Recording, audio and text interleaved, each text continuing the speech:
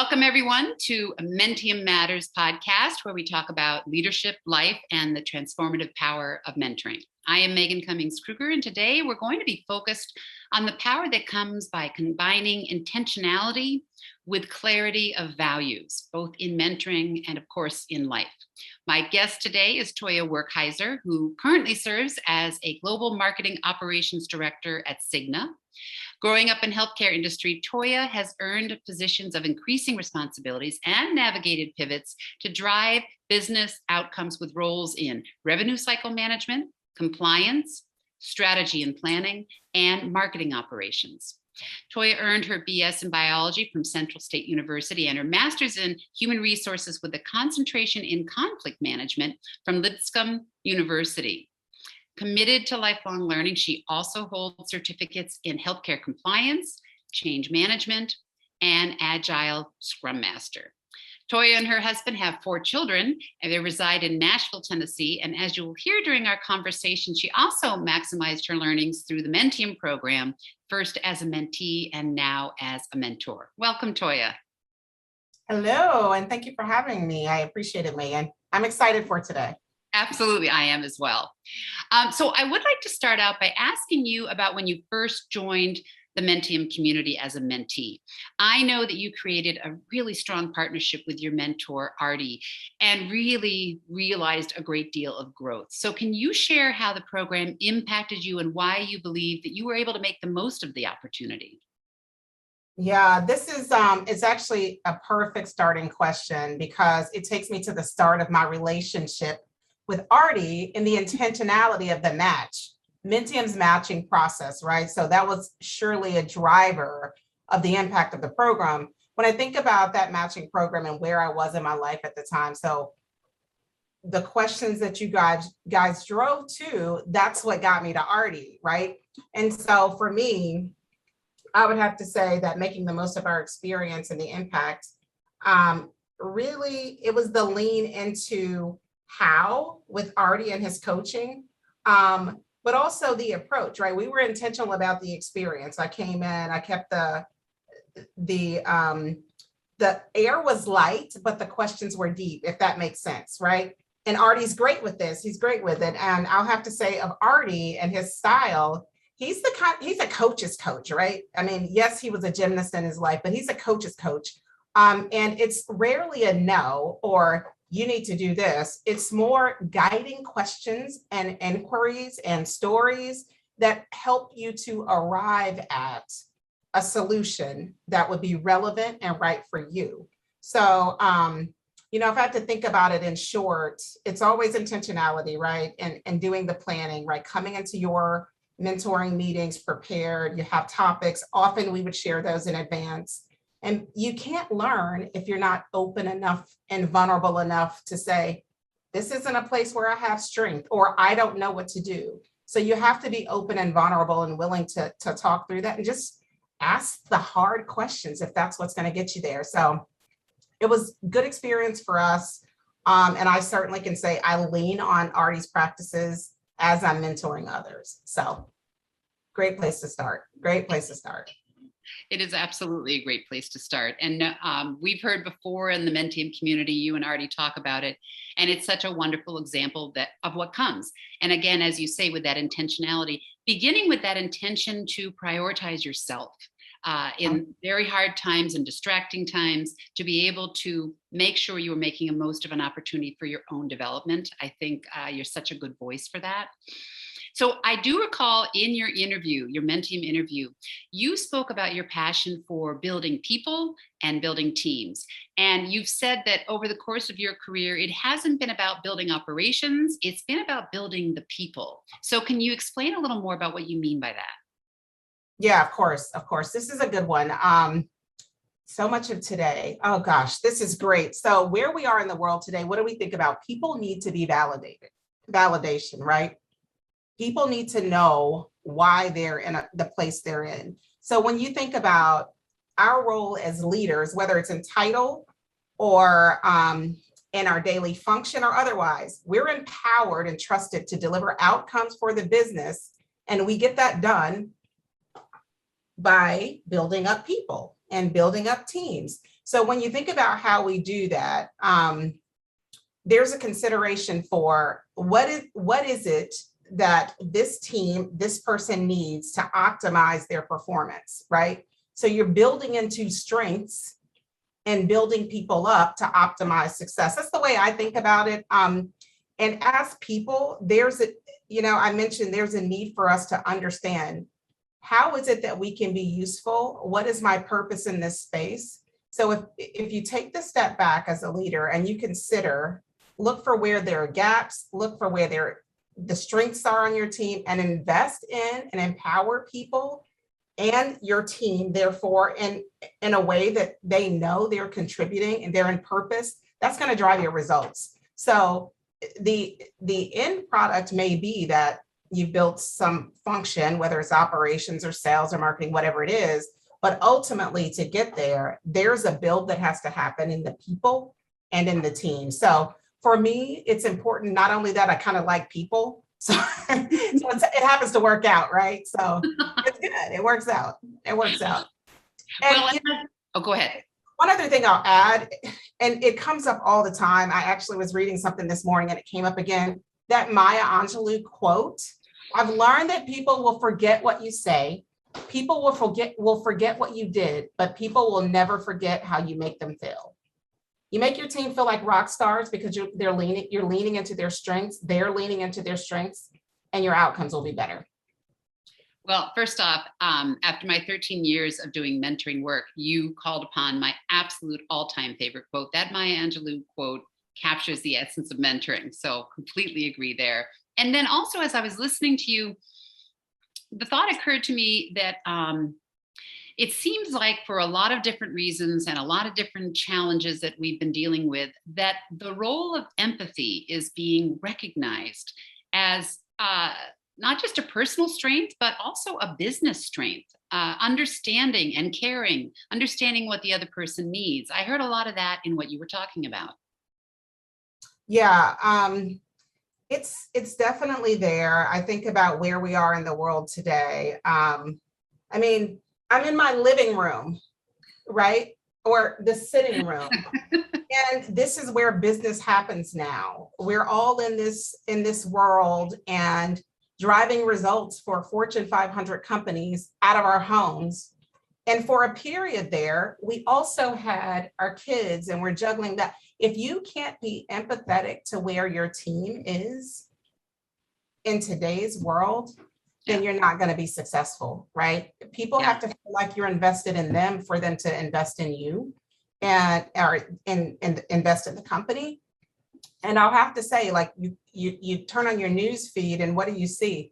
The Great Resignation, right? Yeah.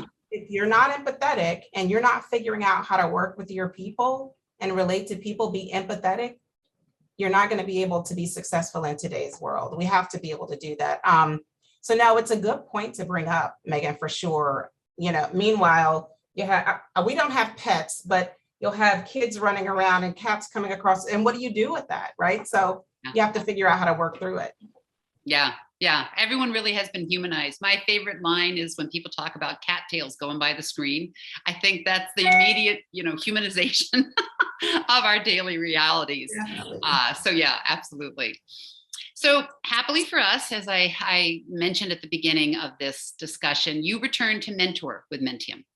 And you shared that your first Menttium partnership as a mentor, that there was a really powerful experience of the importance of considering how to lead through loss, adversity, and grief. And that this was true for you as you experienced challenges during the program year. I particularly appreciated your insight when you talked about the importance of going through grief and not around it. So I wonder if you could share a little more about that. I can. And what a time to launch into mentorship with Menttium. We could not have predicted the world as it would become, but I did. I stepped into it. And, I like to honor my obligations. So yes, 2020. So we started in 2019, coming into this, what would be a really rough 2020. And it's an important question. And dealing with this is something that many people have had to do. So it was tough for many people. It's not this isn't something that happened exclusively to me. It's the decisions we make around how we move through these things. So often in a corporate environment, you show up every day and many things have happened and you think you're masking your hurt, right? Or you're masking whatever this thing is that you're carrying, but you can't really mask it. It's going to come out somewhere. So in 2020, there was the culmination of all these different things happening in the world and unpleasant things, and we saw them, right? So there was the pandemic. We watched as it moved along, and it finally got to the US and the challenges we had here. We had the social and civil unrest. There's George Floyd, Ahmaud Arbery, Breonna Taylor, and many others, many others. And then with the pandemic, personally for me, many people in my community impacted. Couple that with a direct loss in my family in January and in July. I'll lose my father and my brother. All of these things happening at the same time. So it's a lot to deal with, but I work for a healthcare company. I was internalizing all of these things and trying to get up every day and put on my mask and come into work, right? Every day was a decision. With the mentorship specifically, I had to think about that, right? So I'm in this relationship and I'm in a role where I should be pouring into this person and helping them to grow through any specific challenges they have, help them to reflect and think about some next steps. And we were having a great, it was working, right? And, I just got to a point where there's the day, there's the call, I'm going through the motions, I get through that call, I have to have a decision. This traumatic event just happened in the world. This traumatic event just happened in my life. That what are we going to do with that? And the way I approached it, I was just really, again, the word vulnerable and transparent. Opened the call with this thing happened. It might have been when my brother passed, it might have been George Floyd, but what happened in the moment of sharing it, it was, we're back to being humans first and relating to each other. So in a world where on the outside, you turn on the TV and you see this conflict between people because of their differences, we're in our homes and we're on a call or on a WebEx and we're having very deep and personal moments of connectivity. And when I take a step back and I think about, well, what does that translate to? These are the opportunities for us two very different people to see each other differently, but different in a good way, and to relate in a different way. And therefore, it's opening a door to the opportunity to change a person's disposition or preconceived belief system about other people. And what does that mean this is a mentorship intended to drive results in a business, help a person grow through their roles. All the research shows when you have a diverse and inclusive environment, your business outcomes are improved significantly. Yeah. So if we're opening the door and helping people to start thinking about people as people and seeing differences as an added value and shifting some of those preconceived belief systems, ultimately we are helping to grow our business. Not only that, our children are witnessing that. It's a better future state for all of us. So I think I arrived at the business outcome here, but really the connectivity there, it's total well-being. And that's what our goal should be. Sometimes we get a little out of balance, but it's what our goal should be. And we're all better for it, right? So yeah, it was a really rough mentoring period to have to face. On the other side of it, I think we came out okay. We did, but thank you for asking that. That's a tough question. Yeah, absolutely. And thank you so much for sharing that. Those of us in the mentoring world know, that Marcel Proust quote, if we're going to throw our quotes around, that one that is, the greatest journey is seeing through another's eyes. And to have gone through that unique, painful, challenging period and being intentional about being vulnerable and open about it, It strikes me as a really unique journey, but it also strikes me that is yet more mentoring in a way. That was yet more learning for your mentee as well as you, but also that was a really powerful journey. It certainly was. And I'll tell you that Artie and I, he demonstrated that, right? Speaking to it from a mentor mentee, when I was the mentee, Artie also demonstrated that well, right? So just reflecting on that with your comments, certainly one we should keep in the toolkit. Yes. Well, and I want to follow up a little more specifically on one of the challenges that you talked about. You bring to this conversation your life experience as a Black woman who has succeeded in a corporate world, as well as being a leader of very diverse teams, great diversity of thought across race, gender, generation, etc. Following the murder of George Floyd, as you navigated yourself and your people through this challenging time, and all the racial conversations which needed space to occur, I know from our discussions that part of that benefited from your ability to have courageous conversations, to say the things that people often don't want to say. It really, again, pulls to your authenticity and willingness to be vulnerable.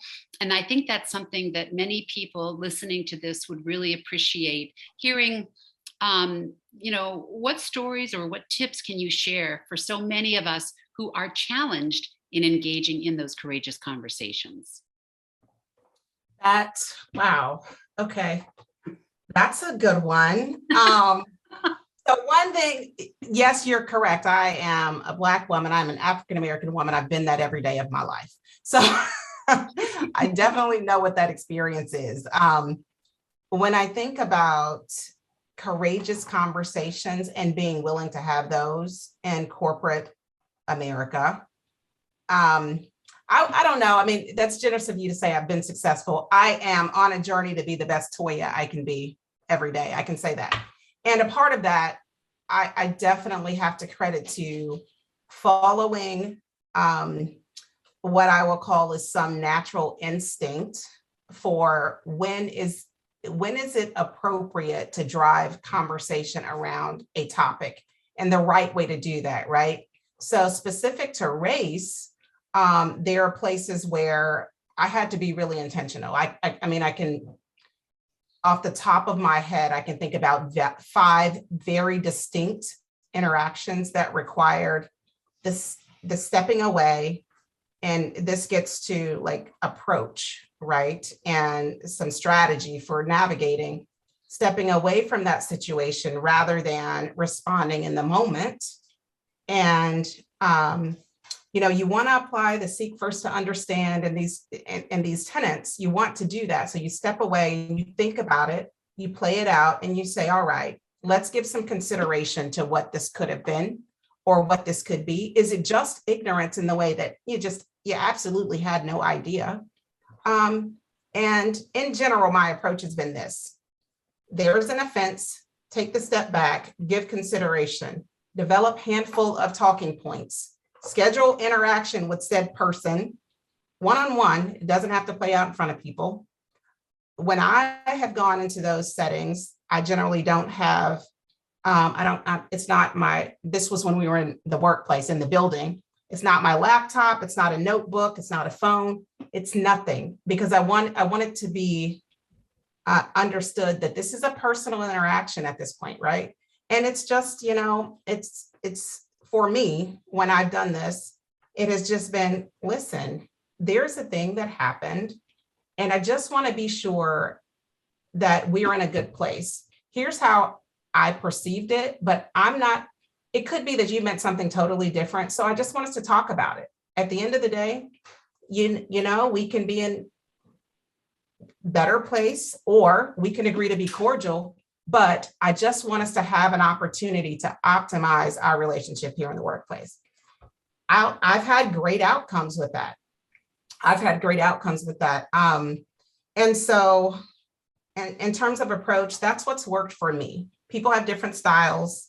People can say different things and get away with it. I've been able to say some things in corporate America with my teams and with others that it's your personal brand and how you show up as to how people interpret it, right? And so that has to be a consideration. But that's kind of how I've approached some things. Very specifically during this pandemic, though, I had, and Megan, I know this may feel like it runs long, but I feel like it's a really good story. So I had this experience. We're on a call, several people from the company I work for, several people from another outside business or supplier, I'll say. And, you know, this sounds bad, but it's why we're having this conversation, because you have to start normalizing conversation and stripping away what's taboo, right? That's where we're going to grow. So someone makes the comment or the statement, yeah, we can't let people off the plantation. You know, and I was the only African American on the call. I had my camera on Zoom, so I had to like kind of gather myself quickly, right? I had to gather myself. We get through the call. I immediately said protocol that I've established over time. I step away. I notify my direct manager that I want to make you aware of this so that if it comes back around to you, you'll know exactly what happened. And I set a meeting, quick 15-minute meeting with this outside company person. And we just talked through it.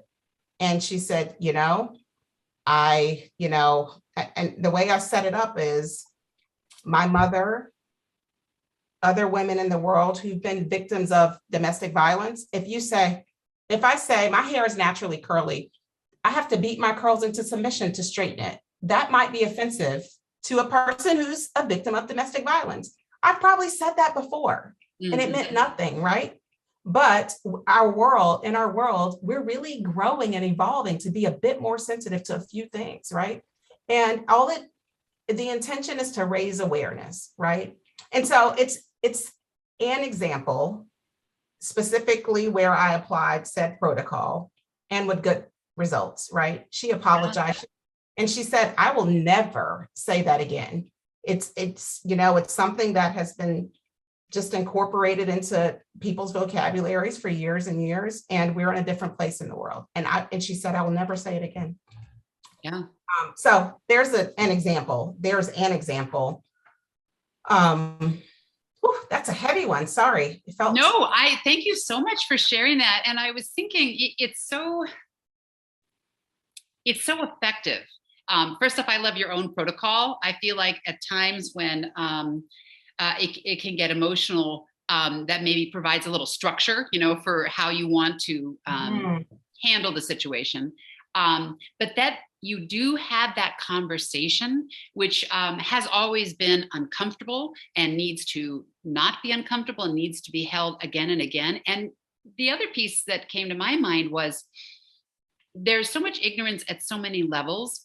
I recently was watching a home show and they talked about where master bedroom came from. I had never thought of master bedroom being the master. Just never occurred to me. And so there's just so many levels of awareness that we all need to learn and care about for that respect. And I just love that story because it's such a great example where she didn't intend it that way. She is going to correct. And then also there's a little more trust, I imagine. You have those uncomfortable conversations, but then I imagine there's more comfort afterwards.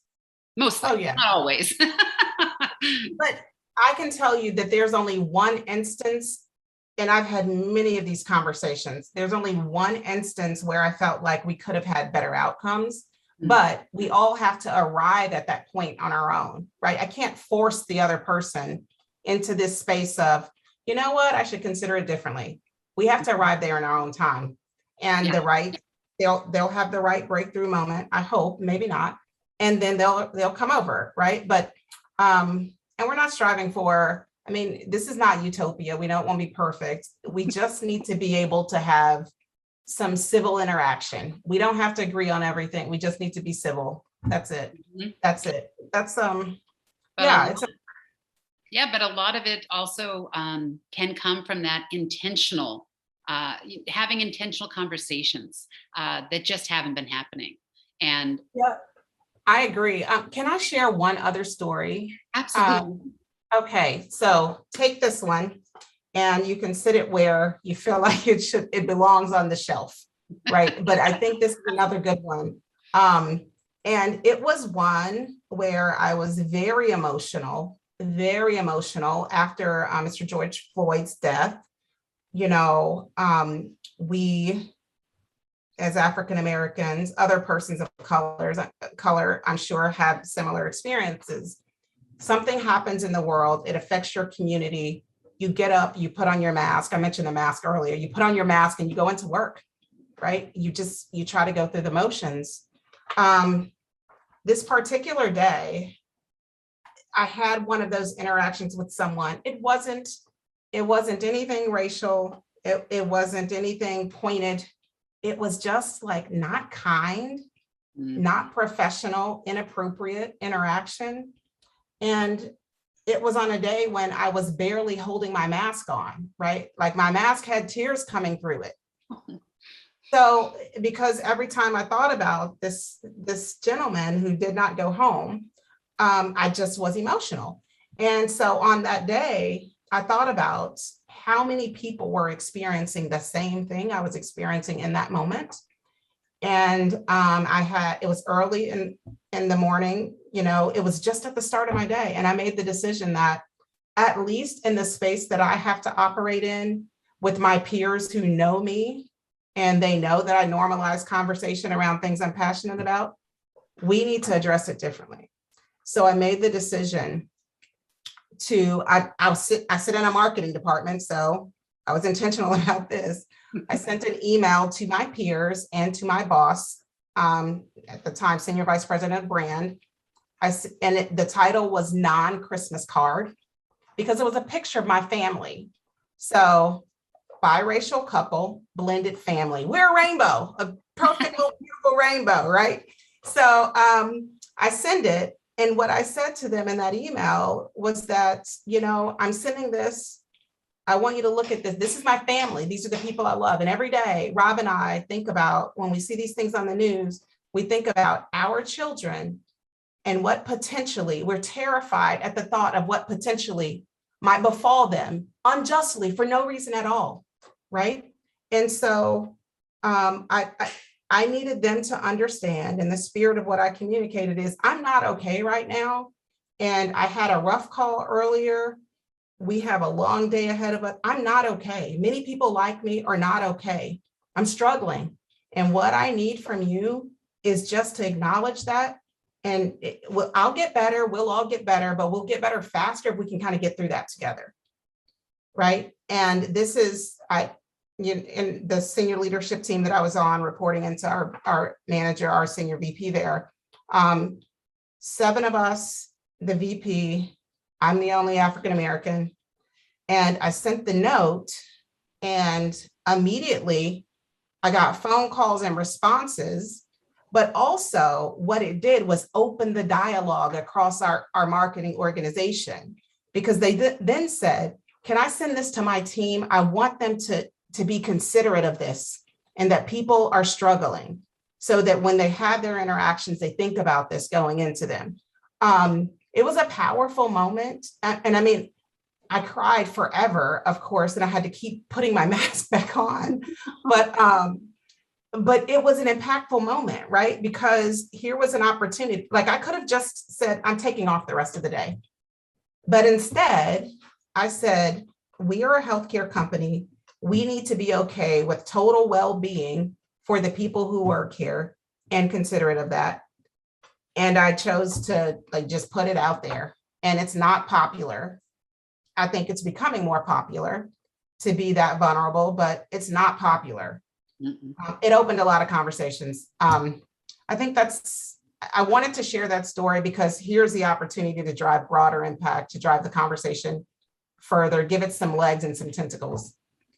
Absolutely. I'm so appreciative that you shared that. And yeah, I absolutely open the door to conversation. And I guess this is going to be my quote podcast, but I kept thinking about Brene Brown's quote that vulnerability is the birthplace of creativity. And I think part of that is it is an act of courage to be vulnerable. And I think that's why it's so appreciated when it happens, but it's not always the norm. I think there's, again, greater appreciation for that ability. All the research shows when you're vulnerable, there are so many assets as a leader, as well as a company. Again, it's that win-win with the personal and the professional. But I think it's so powerful that to think in terms of the fact that sometimes when you're vulnerable, you are also speaking for others, and you are also able to allow people. It's kind of like buying that Hallmark card. You don't have the words, but it's printed right there. So if you can pass it on, someone's made that message, and so I just love how you open the door to that conversation, and I'm sure it did continue to get passed on. It did. It definitely did. I appreciate you letting me share that one too. I know I'm kind of making us run long here, but I really appreciate it. I think it's impactful. And by the way, you have all the best quotes, so keep sharing them. We like. Thank you. Thank you. Well, I already warned you before we started this podcast. I warned you that I wanted to go as long as you had time for, because there's just so much that you can speak to, and because you are so wonderful in your courageous conversations. You are so authentic and you're willing to be vulnerable. And again, right now, that is such a gift for so many to really be validated, as you were saying earlier on, that everyone is going through this. And so the next question I have for you, which also I have no doubt is going to resonate with the audience, is because so many of us are going through these kinds of situations. You also, speaking of intentionality, you chose in the course of your career at one point to make a lateral move because you wanted to broaden your perspective. So would you share with us what that thought process was, but also what that experience was like? Because again, I think many are experiencing this, or, as we talk about the great resignation and figuring out where your unique ability is and how to best provide that, I think that's of value. No, that's a good one too. And it's one, when you think about who we are, we should always be growing, reflecting, adjusting course, right? Who you were when you were 21 and 35 are very different. Therefore, your needs are very different. And if we get in the habit of prioritizing our needs, these kind of things will become more natural, I think, for us. So for me specifically, when I think about the time in my life when I was kind of at this inflection point or pivot, the consideration was for what is it that I'm looking for, and not necessarily in the role or function, what department I'm going to sit in, but what is it that, I'm truly looking for here. And you start thinking about that, you prioritize what's important to you, you consider that.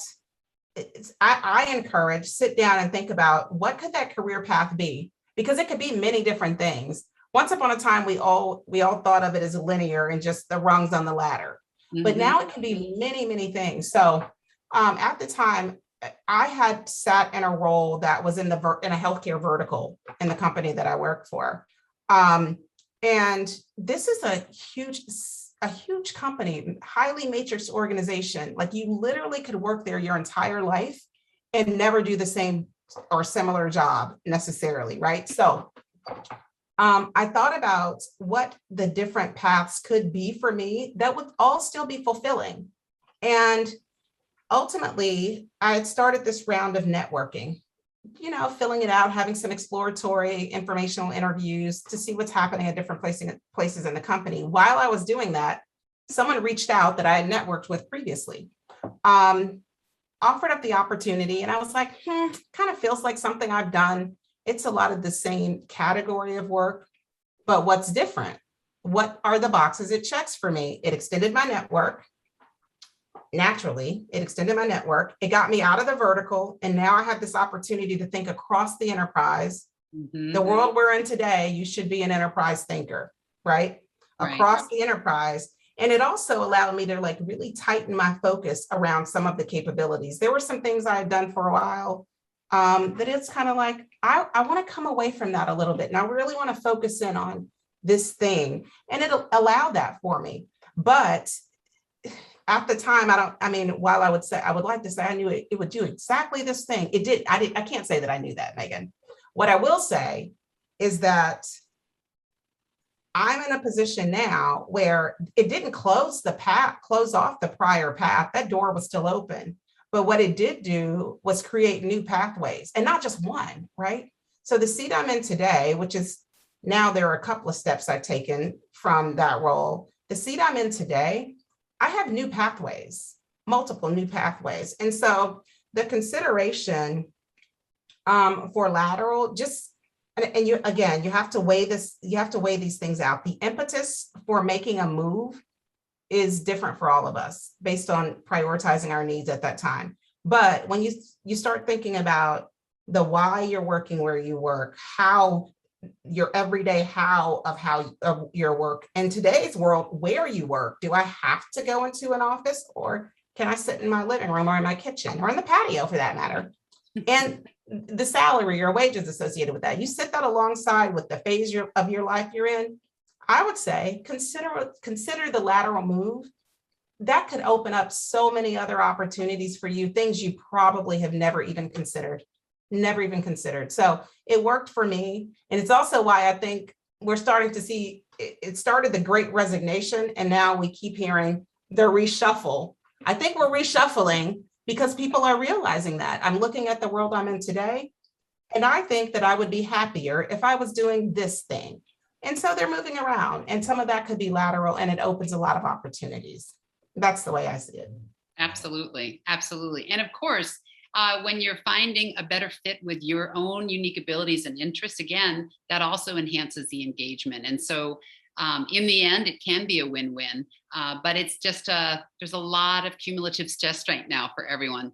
So the final question I have for you also speaks to your intentionality. And I need to tell the audience, you are the mother of 4 children. And I remember a couple of years when I was talking to you, you had a plan for the empty nest.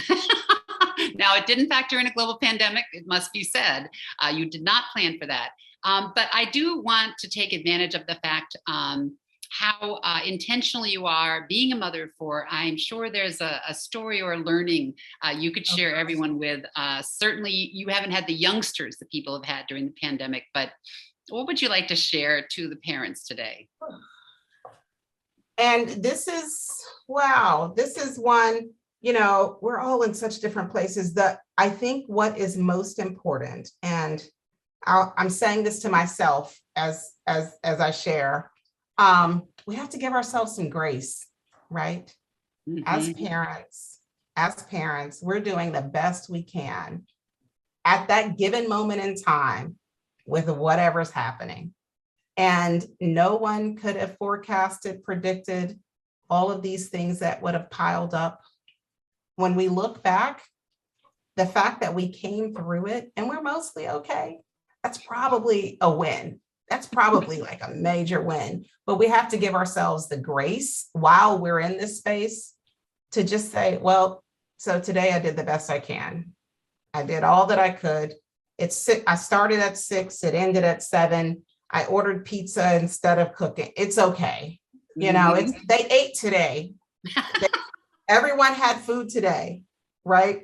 So, we have to just kind of give ourselves some grace. There are tons of strategies that you can Google and, meal order and prep plans and all of that. And all of those things are great. But ultimately, to be okay with ourselves, we have to give ourselves some grace just to kind of get through it. And I think that's okay.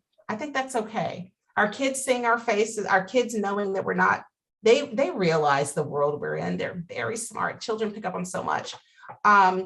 It'll be okay, but we just have to give ourselves some grace, extend ourselves some grace. Absolutely. When my girls were young, I do remember somebody telling me, with the self-talk, you can really do a number on yourself. And they said, You're not a bad mom. You might have had a bad mom day.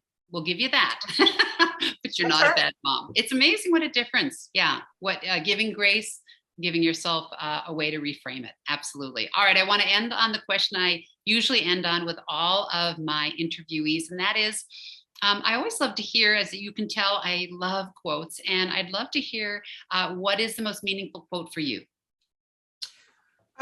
So for me, Megan, it's a Bible verse. It's my life verse. It's Philippians 1:6. Being confident of this very thing, that he who has begun a good work in you shall complete it until the day of Jesus Christ. So when it gives me chills, and it's been my life verse for a very long time. But on those days when I had a bad mom day, I can be confident of this very thing, that there's a good work, and all I have to do is prepare and show up. I'm not going to get it perfect. None of us are, but I can have the hope that these things will all work out.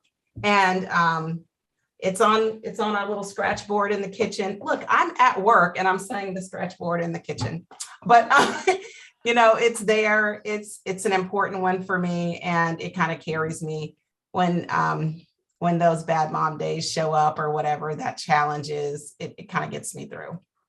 And I appreciate you asking. Thank you. Well, Toya, cannot thank you enough for not just your wisdom and insight, but really, truly your vulnerability. It is always a gift to others when you are open and transparent. I think you built a lot of people up today through this podcast, and just can't thank you enough for really demonstrating what comes from that intentionality that you have a great deal of, but also in combination with clarity of what your values are. So thank you so much for joining us today. Thank you for having me. You are top-notch interviewer, and certainly just send me that book on those quotes you have. You just have them all. You have all the good ones. I absolutely will. And then to close out, I just want to thank everyone for listening to this Menttium Matters podcast. We have a number of excellent guests like Toya lined up in the coming weeks. So please be sure to subscribe so you don't miss any episodes. And for additional resources, you can find show notes on the Menttium website. We look forward to having you join us next time.